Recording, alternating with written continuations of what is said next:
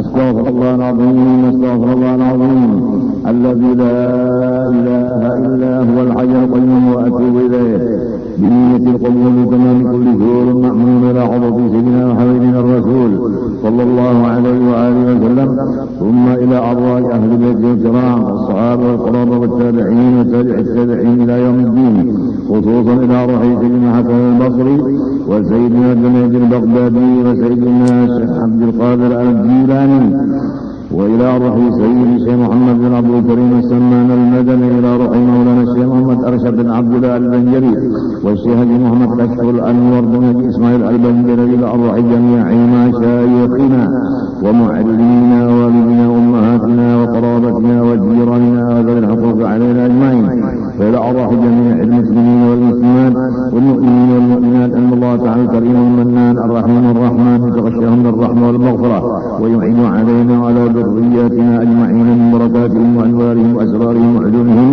ونفحاتهم وخصوصيتهم وكراماتهم في الدين والدنيا والآخرة وعلى كل ما نوى به السلف الصالح إلى حضرة النبي الفاتحة. إياك نعبد وإياك نستعين صراط الذين أنعمت عليهم غير المغضوب عليهم ولا الضالين.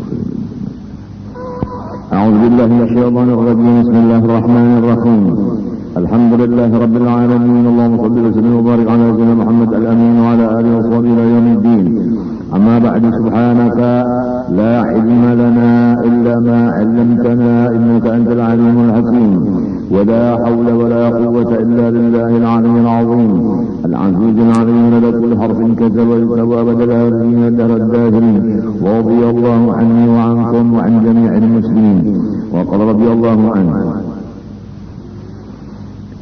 Pada hari ini kita masih meneruskan sambungan dosa di seluruh badan. Wal wasnu fil khaddi awil yadi aw ghairi dhalik wa huwa gharzuha bi ibratin thumma yujarru 'alayha an-nawr wa huwa dukhan ash-shahmi hatta yahdharra. قال عليه الصلاة والسلام لعن الله الواشمة والمستوشمة, yaitu dosa di seluruh badan adalah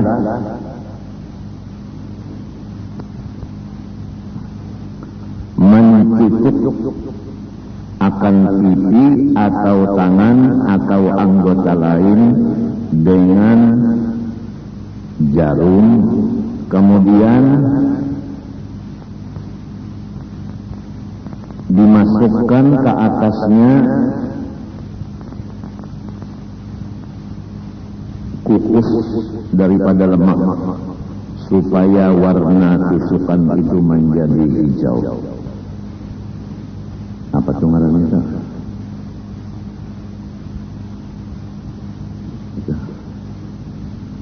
Tato. Jadi kalau sudah tahu bahwa tato itu adalah dosa seluruh badan, mudah-mudahan kita dapat hidayah dan taufik sehingga bisa menjaga diri dari tato-tatoan itu tadi. Rasulullah SAW bersabda, Allah telah mengutuk orang yang suka tato dan yang meminta tato. Wa hajrul muslimi fawqa thalathin, dan tidak menyapa orang Islam sama ada serumah atau tiada lebih dari 3 hari 3 malam, dosa seluruh badan.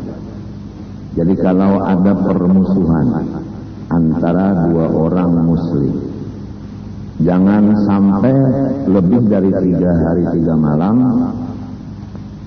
masing-masing tidak menyapa. Jadi kalau di dalam 3 hari 3 malam boleh, tapi kalau lebih hukumnya dosa seluruh badan. Begitulah ukhuwah Islamiyah.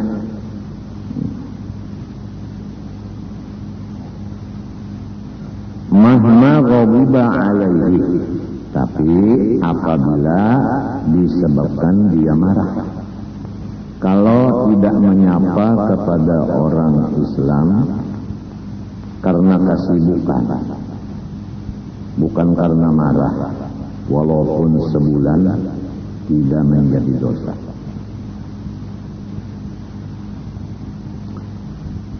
Liqaulihi sallallahu alaihi wa alihi wasallam, la yahillu li muslimin an yahjura akhahu fawqa thalathati ayyam. Faman hajarahu fawqa thalathin famata dakhalan nar. Artinya tidak halal bagi orang Islam bahwa tidak menyapa ia akan saudaranya seagama lebih dari 3 hari 3 malam. Maka siapa-siapa yang melakukannya lebih dari 3 hari 3 malam, lalu habis umurnya mati, langsung ia masuk neraka. Maksudnya kuburnya dijadikan neraka, dan seterusnya dia masuk neraka di akhir.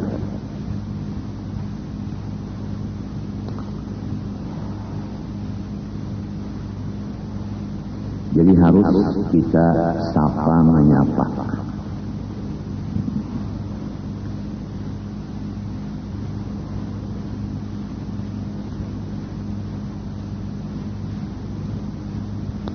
Illa li'udhrin syar'iyyin, terkecuali karena syariat membolehkan.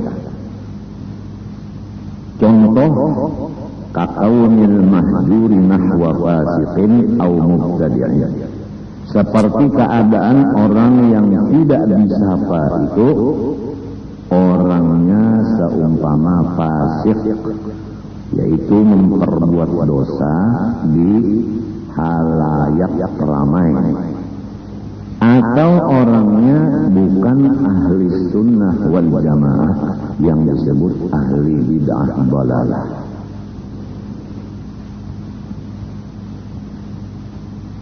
Timbul pertanyaan, jika orang yang fasik atau ahli bid'ah dhalalah itu kita laksanakan dengan tidak menyapa dia beberapa bulan, tidak ada faedahnya, artinya dia tidak taubat dari kefasikannya dan tidak taubat daripada kebid'ahannya itu.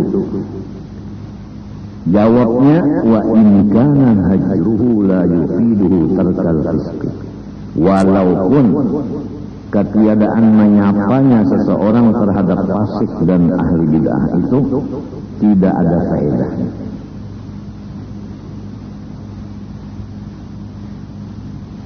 Timbul pertanyaan kedua, bagaimana seumpama orang yang fasik itu kita tegur dengan cara tidak menyapa, niatan adalah nasihat, atau orang ahli bid'ah tadi? Jawabannya, lau alima anna hajrahu yahmiluhu ala ziyadatil fisq imtana. Jikalau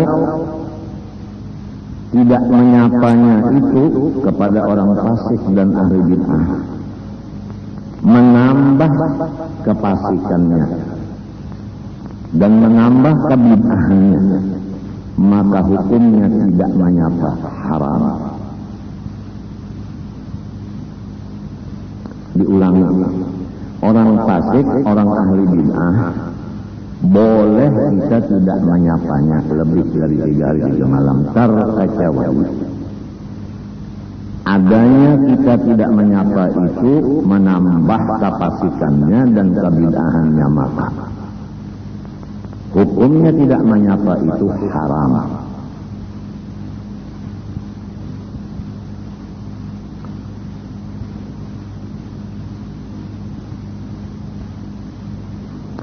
wa kasalahi dinihi, atau tidak menyapa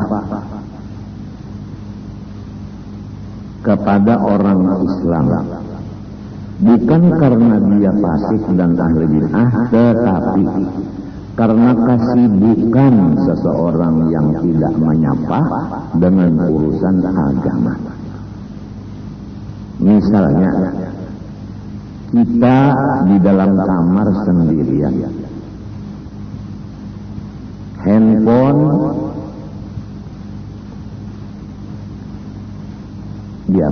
ditutup kah atau dimatiin kah? Ya sama aja lah. Telepon diputus suaranya, sehingga tidak ada lagi hubungan dengan orang Islam karena kita sibuk dengan ibadah. Jadi tidak ada lagi urusan berbicara dengan orang Islam. Bagaimana hukumnya itu? Hukumnya itu unzur syar'i, artinya boleh. Yang tidak boleh tadi karena marah, bukan karena unzur syar'i. Au dinil hajir, atau agama orang yang tidak disapa itu. Misalnya ada orang sedang baca Quran, kita tidak menyapa. Kalau kita sapa, dia berhenti dari membaca Al-Quran. Nah, itu hukumnya walau 1 minggu kita tidak menyapa dia karena jangan mengganggu ibadahnya, maka itu hukumnya bukan haram.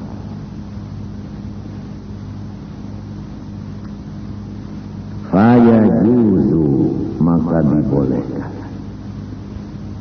Walau jami'ad dahr, walaupun seumur hidup.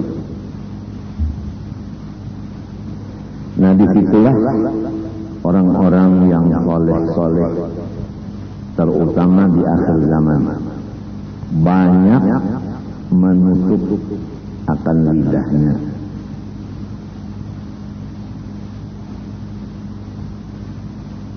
Karena kesibukannya dengan ibadah-ibadah. Apalagi ibadahnya itu sudah pindah kepada tafakkur. Ibadahnya sudah pindah kepada otak.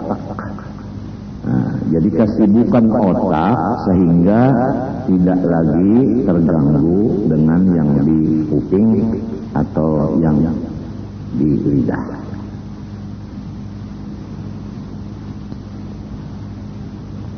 Wa mujalasatul mubtadi'i awil fasiqi bisyurbi khamrin aw tarki wajibin. Dosa seluruh badan lagi, yaitu bersenang-senang duduk beserta orang ahli bid'ah dalalah atau orang yang fasik. Tapi kefasikannya itu dengan sebab meminum minuman keras atau meninggalkan kewajiban. Kan kewajiban kita banyak. Jadi kalau orang minum arak atau meninggalkan kewajiban, baik kewajiban terhadap istri atau suami atau anak, apapun kewajiban ditinggalkannya, atau minum arak, maka kita duduk bersenang-senang dengan orang itu walau sejenak, hukumnya dosa seluruh badan.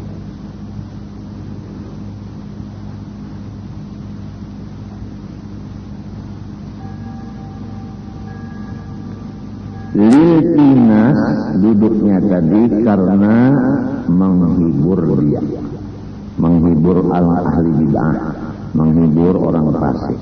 Duduknya itu tadi Kalau duduk di sana untuk memberi nasihat, itu bukan pembicaraan kita di sini.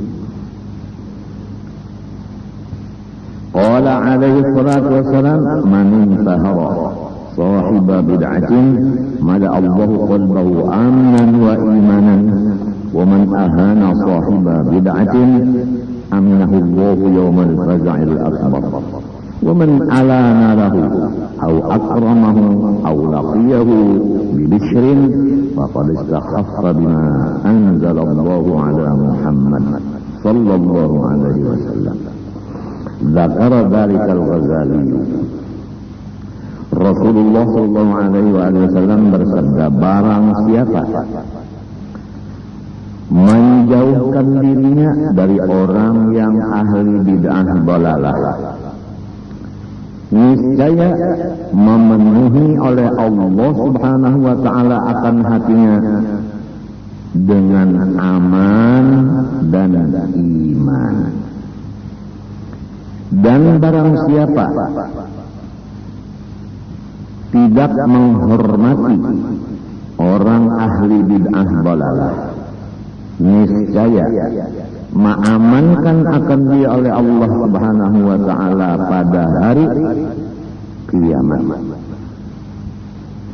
Dan barang siapa melemah lembutkan kata-kata bagi orang ahli bid'ah dalalah, atau memuliakan dia, atau menemui ia dengan manis muka, maka sesungguhnya ia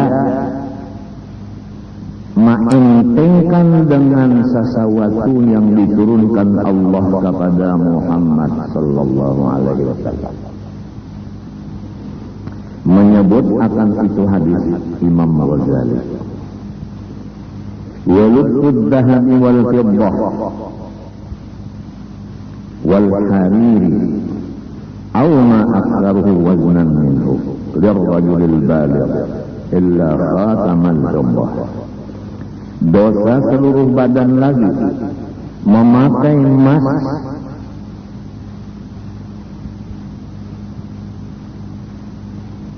dan memakai sutra ulat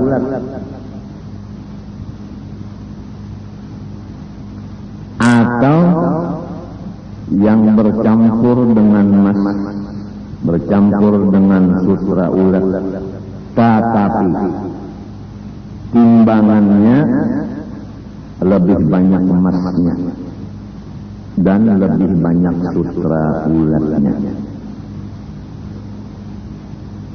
Duna aksihi yaqinan. Kalau sutra ulatnya sedikit, banyak yang lain. Kalau emasnya sedikit, banyak yang lain. Duna, bukan hukumnya dosa seluruh badan. Yang diharamkan memakai emas itu atau sutra ulat itu laki-laki yang sudah baligh. Kalau perempuan boleh pakai emas, boleh pakai sutra ulat.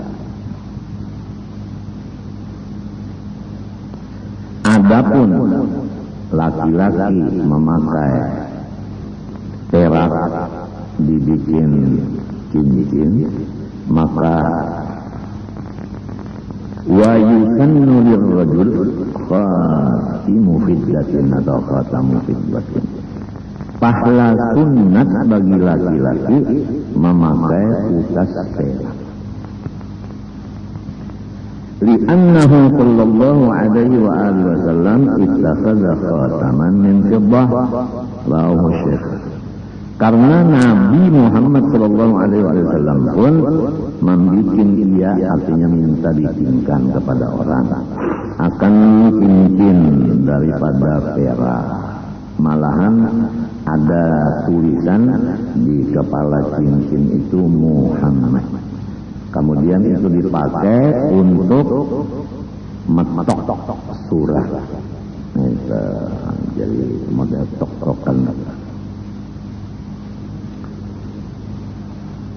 Wal khalwatu bil ajnabiyyah ya lam takun hunaka imra'atun ukhra bi khilaf ma idza kana fala yusamma hina idzin khalwat. Dan dosa seluruh badan lagi berdua-duaan dengan perempuan yang halal di dalam tempat yang sunyi, yaitu sekira-kira tidak ada di sana perempuan yang lain. Bersalahan apabila perempuannya dua, maka itu tidak dinamakan bersunyi-sunyi. Wa safarul mar'ati wa in qasura li ghairi fardil haji min haji naflin aw umratin aw ghairi bi ghairi nahwi mahram. Dosa seluruh badan lagi berlayar perempuan walaupun tidak sampai 2 marhalah atau 90 kilo.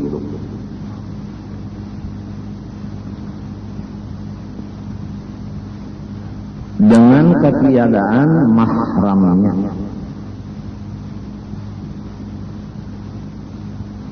Jadi jelas apabila perempuan berlayar tanpa mahram walaupun tidak sampai 90 kilo, perlayaran itu hukumnya dosa seluruh badan.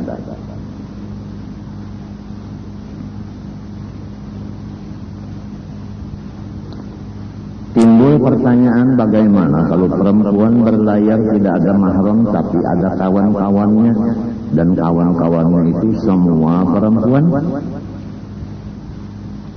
Di sini disebutkan minaz zawji, mahramnya itu suaminya, wal abdi as-siqati atau abidnya yang dipercaya. Fayahrumu dzalik, maka haram yang demikian dosa seluruh badan. Walau ma'an niswati, ini supaya ditandai, walaupun banyak perempuan yang menemani dia.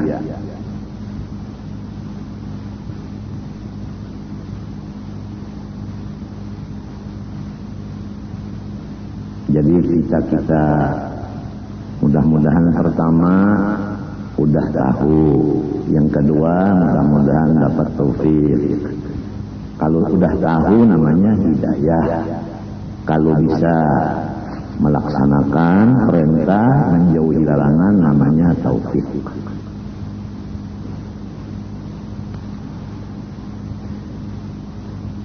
Ada pertanyaan, bagaimana kikawi? Nggak usah ditanyakan lagi, ini jelas aja udah. Apabila tidak ada pakai mahram, udah. Nah, bagaimana umpama mengerjakan haji atau umrah tanpa mahram? Di sini disebutkan li ghairi fardil haji, bagi selain daripada haji yang fardu atau ada mahramnya.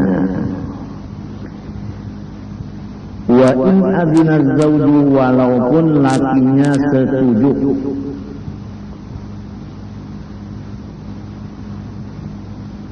Setuju itu cuma ya setuju, bukan bersama-sama.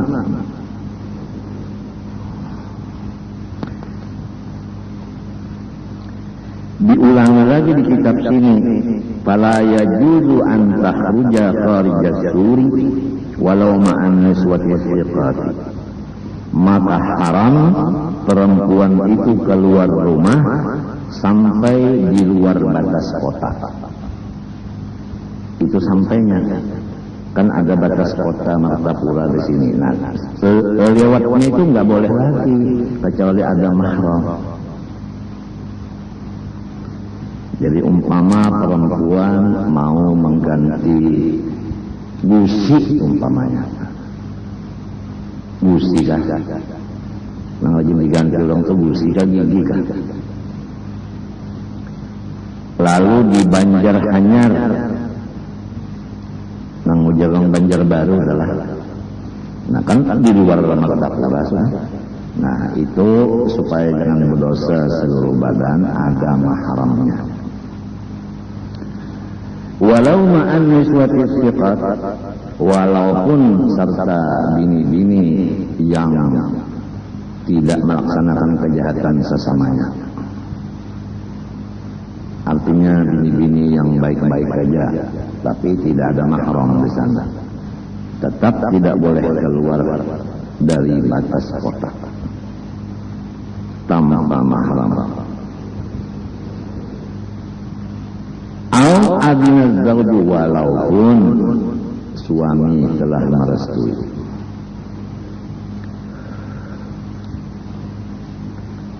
Bal la budda min khurujihi huwa awil mahramu awil abdu thiqat.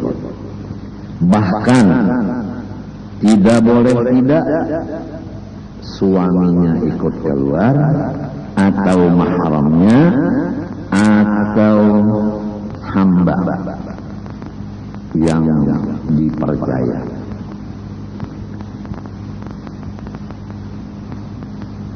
Timbul pertanyaan, bagaimana perempuan-perempuan di zaman sekarang ini keluar dari rumah menuju kubur?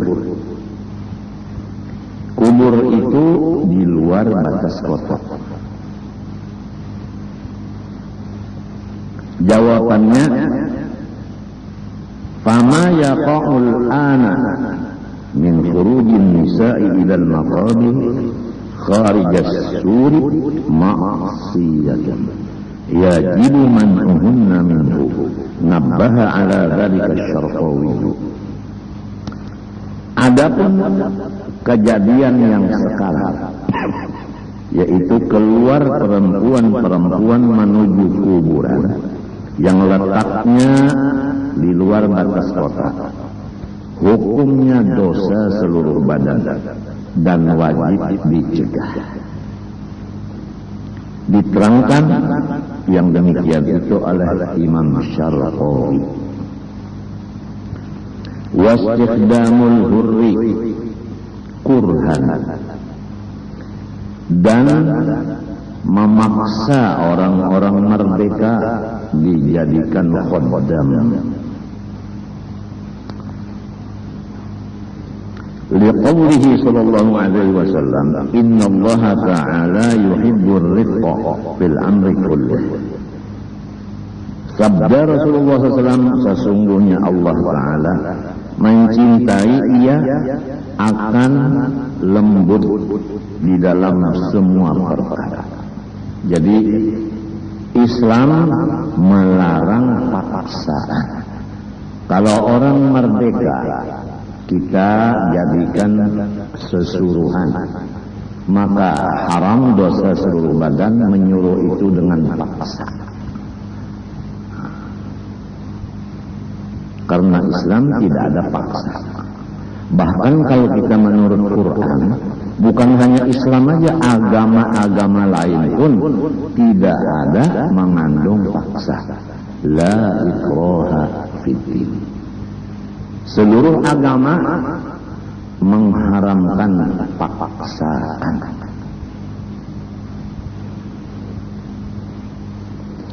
Wal istighfafu al istihza'u bil ulama.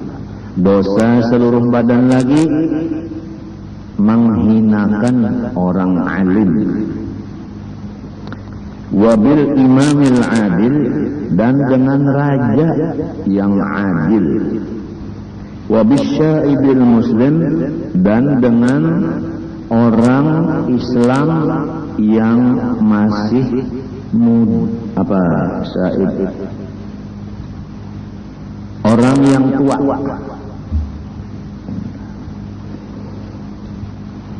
Menghinakan orang Islam yang tua. Jadi kalau umur ada yang 20, ada yang 25.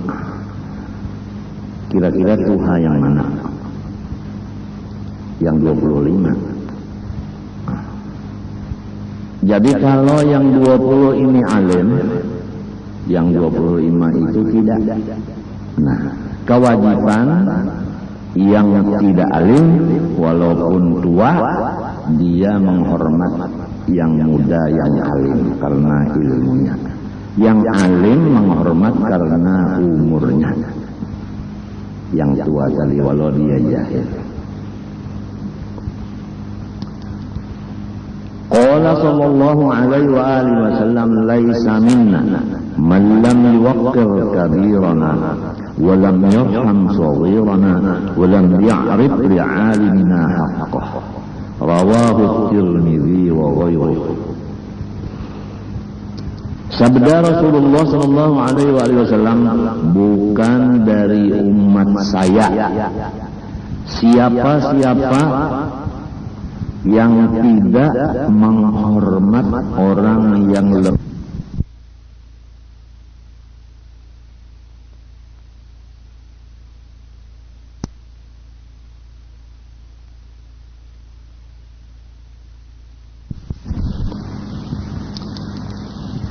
Qala sallallahu alaihi wa alihi wasallam laisa minna man lam yuwaqqir kabirana wa lam yarham saghirana wa lam ya'rif li'alimina haqqah.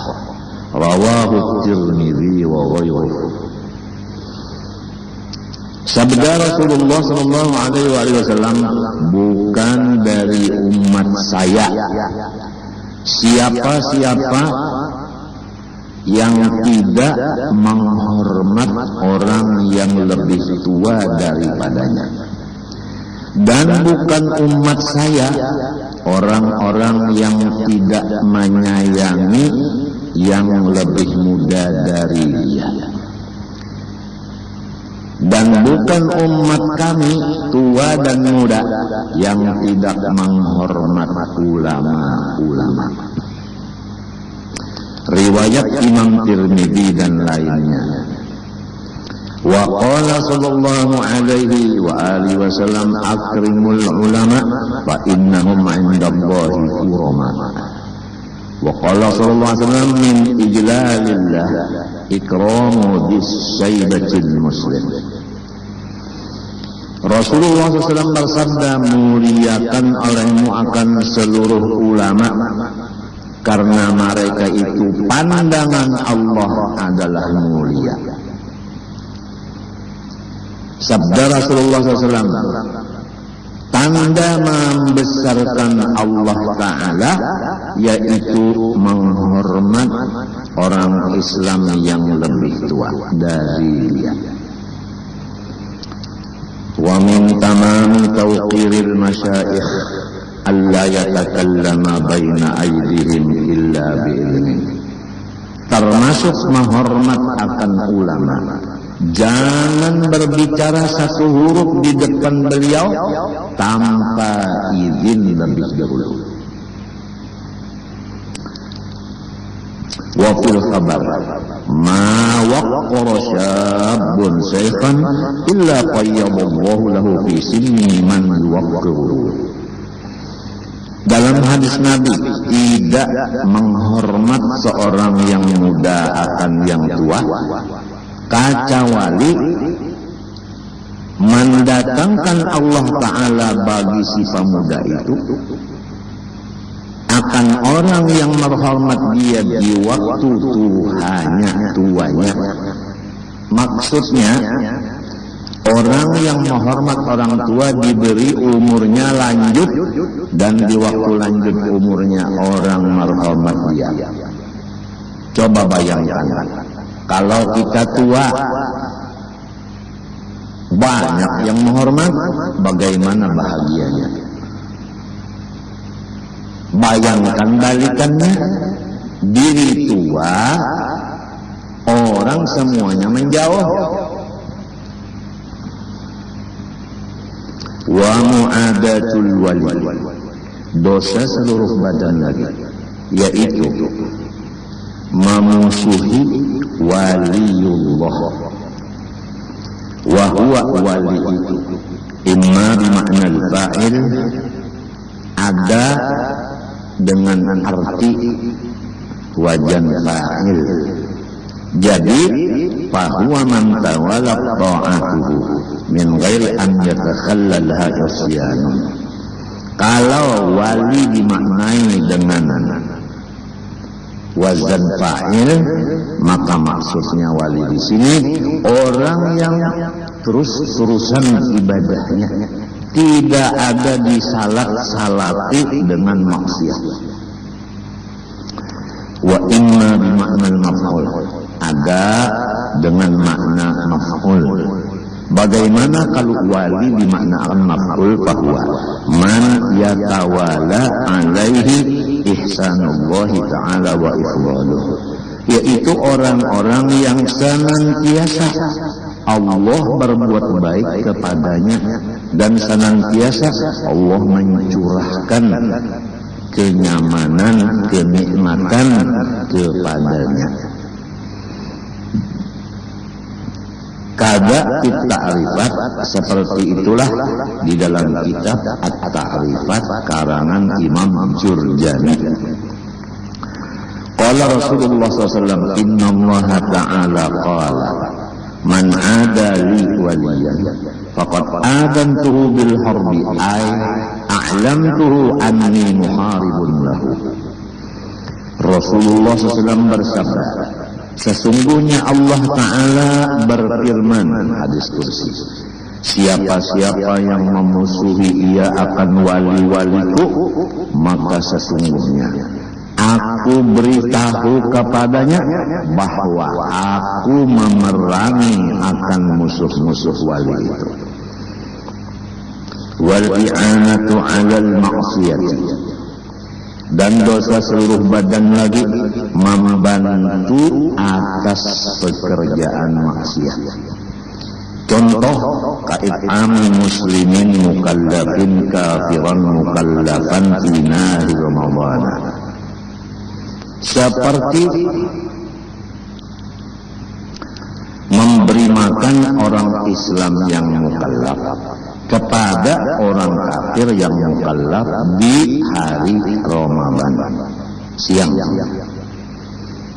Jadi orang Islam ini sudah mukallaf, ada orang kafir mukallaf juga.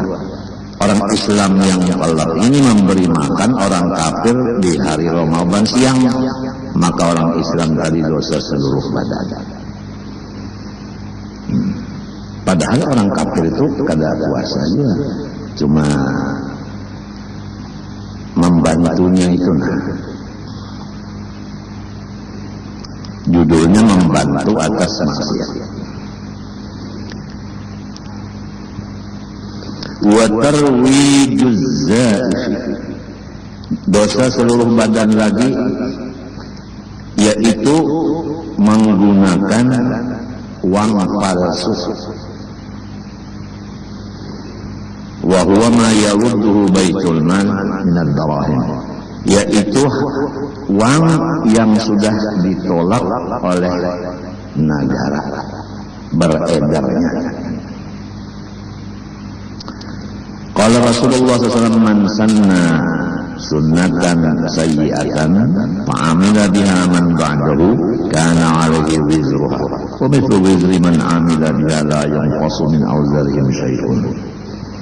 Wa qala ba'duhum infaqu dirhamin zayyifin ashaddu min sariqati mi'ati dirhamin li'anna as-sariqata ma'siyatun wahidatun wa qad tammat wa inqata'at wa infaqu dzaifi sunnatun sayyi'atun ya'malu biha man ba'dahu fayakunu 'alaihi wizruha ba'da mauti ila mi'ati sana wa mi'ati sana ila an yafna dzalika dirham. Rasulullah SAW bersabda, barang siapa mengerja satu pekerjaan yang jahat, maka diikuti oleh orang-orang yang sesudah dia, maka yang mulai tadi mengandung dosanya dan dosa orang yang mengikut dia, tidak dikurangi dari dosa yang mengikut itu sedikit pun.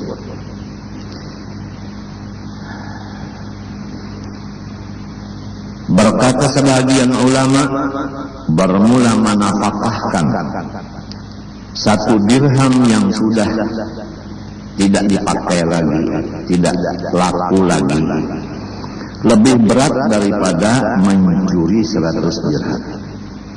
Karena mencuri itu dosanya 1, selesai. Tapi kalau uang yang palsu itu, kecuali dia sudah hancur semuanya, baru dosanya habis.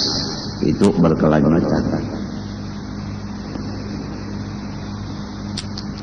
Jadi famaka kana indahu dzalik fayambaghi an yaqhahu fi bi'rin bihaitsu la tamtaddu ilaihi al-yad. Maka barang siapa ada mempunyai uang yang tidak laku lagi, maka sugianya bahwa ia lontar akan dia ke dalam sumur yang tidak ada sampai tangan orang mengambil ke situ.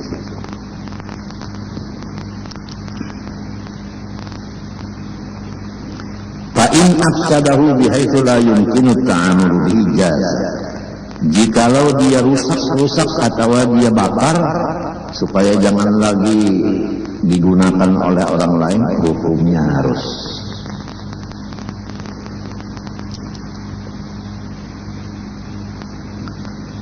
Wasti'malu awamid dhahab wal fiddah. Allah subhanahu wa ta'ala.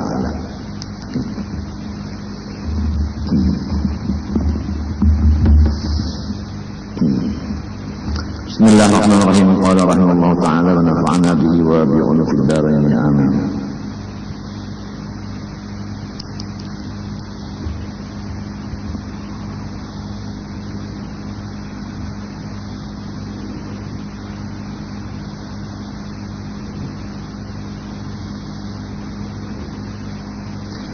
Wa kama anna man ghalaba alaihi hubbullah wa hubbul akhirah faktasabat harakatul ibadat sifatahan min sarat ikhlasan.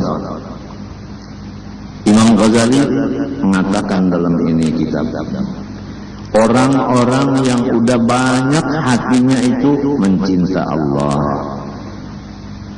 dan banyak mengingat Allah, maka gerak dan diamnya yang biasa-biasa aja itu sudah menjadi pahala dan ikhlas. Apalagi ibadah, adat-adatnya pun udah jadi ibadah yang ikhlas, apalagi ibadahnya. Ini orang-orang yang udah banyak cinta kepada Allah, zikir kepada Allah banyak. Bukan artinya cintanya itu penuh, zikirnya penuh, enggak. Nah, sebab manusia ini makhluk itu sifatnya adalah naqais, kekurangan. Jadi pasti ada juga kosong-kosongnya. Nah, cuma banyak isinya, banyak cintanya, banyak ingatnya. Bukan enggak ada lupa sama sekali, bukan. Tapi hitungannya banyak cintanya, banyak zikirnya. Maka orang itu gerak dan diam yang biasa-biasa aja udah menjadi ibadah yang ikhlas. Adapun falladhi yaghlibu ala nafsihi dunya wal 'ulu riyasatan wa bil jumlah ghairullah faqad iktasabat jami'u harakatil sifata pada tastamul ibadatuhu. Adapun orang-orang yang penuh hatinya, maksudnya banyak urusan dunia dan urusan senang jadi pemimpin, baik pemimpin rumah tangga maupun pemimpin keluarga maupun pemimpin ya macam-macam lah. Kalau itu memang hobinya, pertama hobinya dunia, yang kedua hobinya itu ketujuh maat kasih, yang ketiga hobinya itu pangkat. Ringkasnya yang lain dari Allah lah gitu. Kalau udah hobinya lain dari Allah, maka semua gerak diamnya itu tidak bisa selamat daripada riya. Walaupun min saumin wa salatin wa ghairi dzalik, walaupun salat dan puasa. Jadi keringkasan faidah ilajul ikhlas kasru hububin nafsi wa qat'u tam'i amid dunya wa tajarrudu lil akhirah. Obat supaya mencapai ikhlas. Pembicaraannya ini, ikhlas itu menyatakan hatinya udah sehat. Adapun ujub, riya, sum'ah, takabur dan lain-lain itu menunjukkan hatinya masih sakit, belum lagi sembuh, belum lagi sehat. Supaya sehat hatinya, sembuh, yaitu melemahkan nafsu daripada menghendaki bahagian-bahagian si nafsu itu. Seperti orang berudu. Udu itu ada kalanya wajib, ada kalanya sunnah. Itu. Tapi nafsu itu bisa mencampur. Kalau aku berudu selain dari wajib atau sunnah, aku segar. Nah, segar ini sesuai dengan nafsu. Nah, jadi itu jangan ada itu. Yang sesuai dengan nafsu itu jangan ada. Nah, kalau udah ingat ini sunat, sudah. Jangan lagi disambung dengan supaya segar dan macam-macam.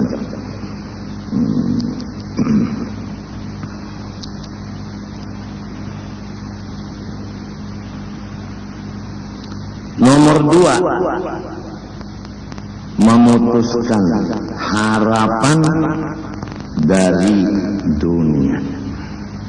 Jadi selama manusia masih mengharapkan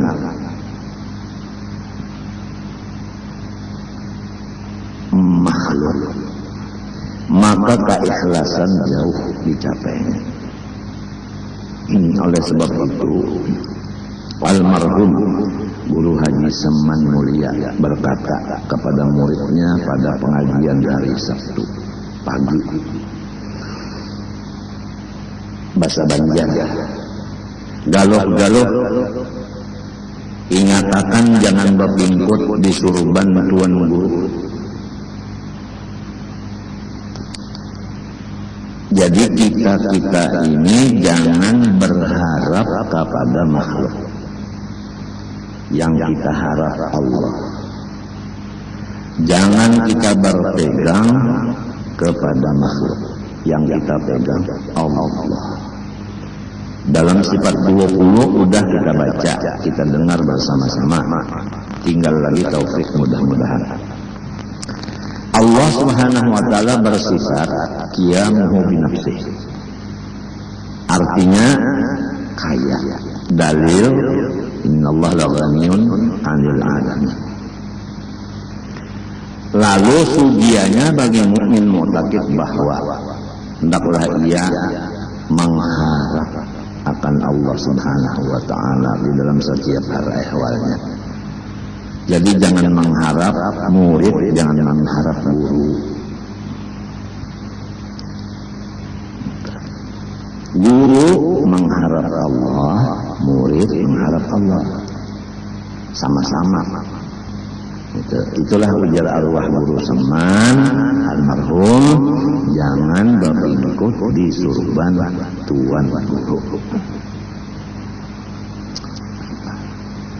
Dalam etikat kita lagi bahwasanya Tuhan bersifat hayat, dalilnya wa tawakkal 'alal hayyil ladzi la yamut. Sugianya bagi mukmin muttaqid bahwa ia menyerahkan dirinya kepada Allah, jangan menyerahkan kepada makhluk.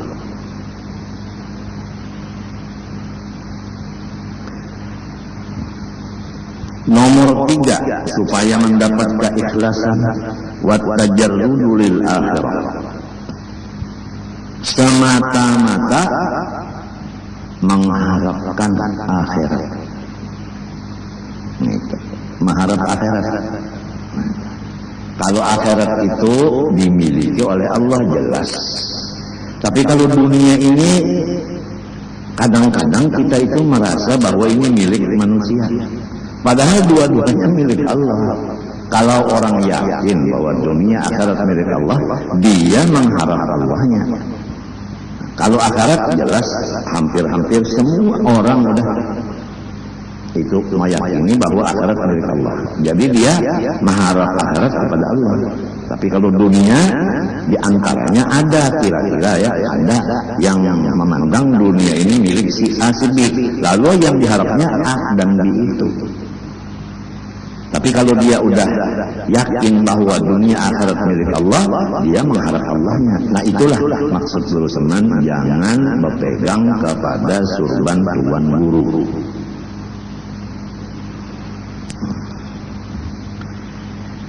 Di dalam kitab kita Ahlussunnah wal Jamaah pula bahwa yang tidak ada punya dosa atau kasus hanya Rasul dan malaikat.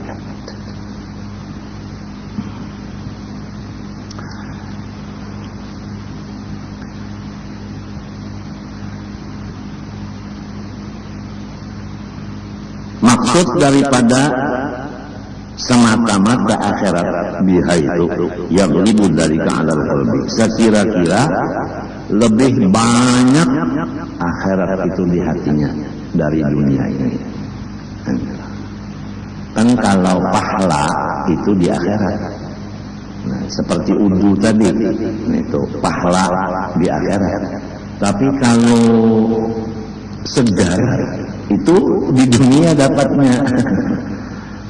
Jadi apabila orang diberi Allah Ta'ala langsung atau dia meminta lalu diberi, lebih akhirat di hati dari dunia. Kalau akhirat semata-mata dunia tidak ada masuk di hati kita, nah kita bukan malaikat. Kita bukan malaikat. Cuma kata-katanya ya lebih banyak akhiratnya dari dunianya. Kalau hati begitu, ya tayassarul ikhlas. Seakan-akan ikhlas itu sangat mudah bagi orang yang begitu hatinya. Wa kam min a'malin yat'abul insan fiha wa yadhunnu annaha khalisatun liwajhillah wa yakunu fiha maghruran li'annahu la yara wajhal akhir fiha. Berapa banyak amal-amal ibadah yang capek manusia mengerjanya dan dia menganggap bahwa itu semata-mata karena Allah, padahal dia tertipu. Karena apa? Karena dia belum melihat penyakit amal ibadahnya itu. Kama hukiya an ba'dihim annahu qala qadaitu salatan 30 sanatan shallaituha fil masjid fi shaffil awwal. Aku telah mengqadha salatku yang wajib 30 tahun. Kalau kita hitung sehari kan semalam 5 kali. Setahun 360 kali 5. Dikali 30, dikodok sholatnya 30 tahun itu. Yang aku sholatnya itu tidak pernah di lain dari masjid dan tidak pernah di shaf kedua. Semuanya 30 tahun di shaf pertama. Perkiraan aku ikhlas dengan bukti 30 tahun istiqomah. Tetapi li'anni ta'akhartu yawman li'udrin fasallaitu fi shaffi tsani faqtaratni khajalatun minan nas haitsu ra'awni fi shaffi tsani. Pada satu ketika aku karena ada odor sumbah yang di masjid itu, kebetulan shaf pertama udah penuh. Jadi aku di shaf yang kedua. Mana manakala terjadi itu, aku merasa malu karena ketahuan manusia bahwa aku obah dari yang dahulu. Malunya aku kepada manusia karena aku merasa obah, menunjukkan bahwa gawianku yang dulu, kerja yang dulu 30 tahun itu adalah karena minta puji dengan manusia. Buktinya sesudah dirubah ke saf kedua, malu dengan manusia. Di sini terbongkarnya. Result itu yang 30 tahun itu kepada aku wajib mengqadha. Tapi kalau kita kagak wajib mengqadha, ini lain orangnya nih, lain derajatnya. Fa'aradtu anna nadharan nas ilayya fi as-saffil awwal kana masarrati wa sabab istirahi qalbi min haitsu la yash'ur. Maka aku sudah yakin bahwa pandangan manusia kepada aku di saf pertama 30 tahun itu menjadikan kesenangan hatiku, dan aku tidak sadar bahwa itu adalah karena manusia. Wahada daqiqun ghamid qallama taslamul a'mal min amthali wa qallaman yatanabbahu lahu. Bermula masalah seperti ini sangat halus dan sangat dalam. Jarang-jarang selamat ibadah-ibadah dari seumpama itu.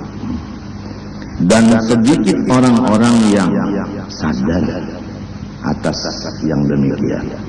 Illa man wafaqahu Allah Ta'ala, kecuali orang yang ditolong oleh Allah. Jadi jalannya sebagaimana perkataan Guru Bangil, menadah, minta kepada Allah supaya diberi Allah Ta'ala taufik dan hidayah. Wal ghafilun anhu yarawna hasanatihim kullaha fil akhirah sayyi'ah. Adapun orang-orang yang melupakan tentang masalah keikhlasan dalam ibadah, nanti dia di akhirat jelas menyatat apa, melihat dengan mata kepalanya bahwa semua ibadahnya itu dosa. Wa hum muradun biqaulihi ta'ala, itulah yang dimaksud dengan firman Allah, wa badalahum minallahi ma lam yakunu yahtasibun wa badalahum sayyi'atu ma kasabu. Nampaklah bagi mereka dari Allah sesuatu yang tidak dikira-kira mereka. Nampaklah bagi mereka akan kerjaan-kerjaan yang dulu di dunia dianggap baik, sekali di akhirat itu adalah dosa. Wa biqaulihi ta'ala qul hal nunabbi'ukum bil akhsarina a'mala alladhina dhalla sa'yuhum fil hayatid dunya wa yahsabuna annahum yuhsinuna sun'a.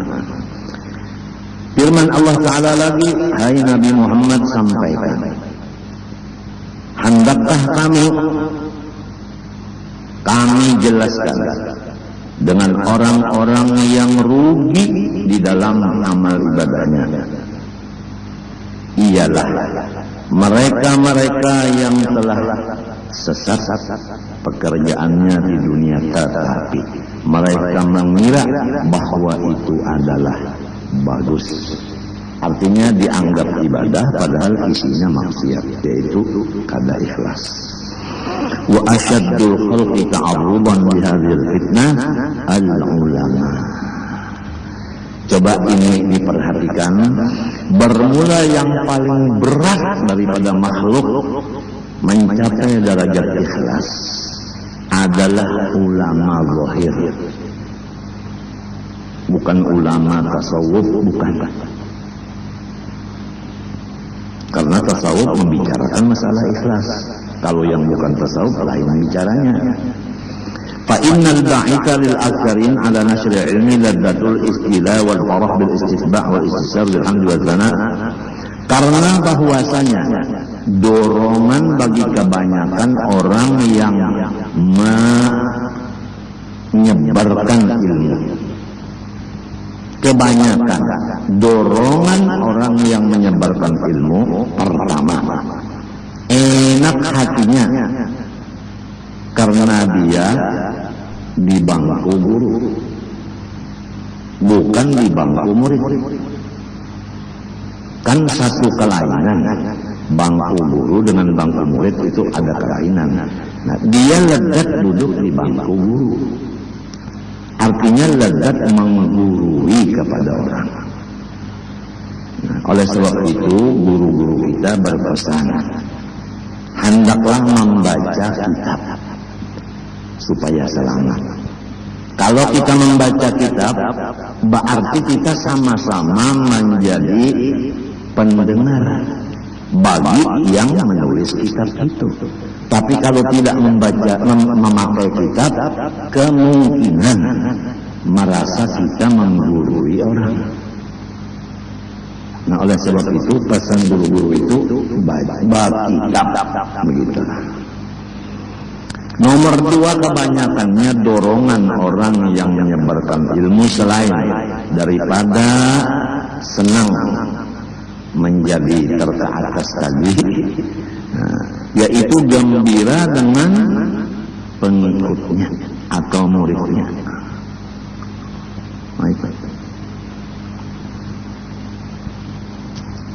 Yang ketiga, merasa terbuka lebar dadanya karena mendengar di mana-mana julukan-julukan orang, pujian-pujian orang. Itu ada 3 dorongan-dorongan orang mewancarkan ilmu-ilmu zahir. Wasyaitanu yulabbisu alaihim dzalik. Syaitan mendorong dan mendukung akan hati-hati orang itu tadi atas pekerjaan yang 3 tadi. Pertama, ladzat istilah, 2, farah bil istitba', 3, istibsyar bil hamdi wa tsana. Wa yaqulu, syaitan lagi bisa membisiki di pikiran, gharabukum nasru dinillah wan nawdulu an syar'i alladhi syar'ahu Rasulullah SAW. Ujarnya setan di pikiran kita, lalu berpikir, aku